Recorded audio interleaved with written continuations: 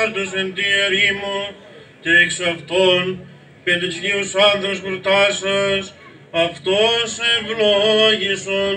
και τους άρτους τούτους, των σύτων των ίνων και των έλεων, και ποιοτά την κολλητά την διαμονή ταύτισιν κόσμων σου άπαντα, και των εξ αυτών μεταλαμβάνοντας πίσω στους δούλους σου αγίασον, ότι εσύ ευλογών και αγιάζουν τα σύμπαντα Χριστέ ο Θεός ημών, και εσύ την δόξαν απέμπομεν, συν τον Άρχον ο Πατρί και το Παναγίο και αγαθό, και ζωπιός ο πνεύματι, νυν και αΐ, και εις τους αιώνας των αιώνων.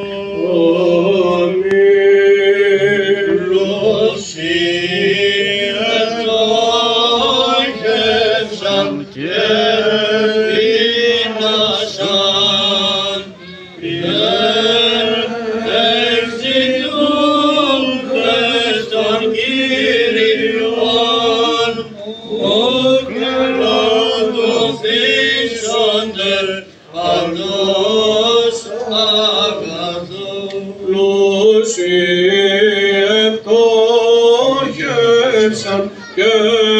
πείνωσαν οι δε ζητούντες των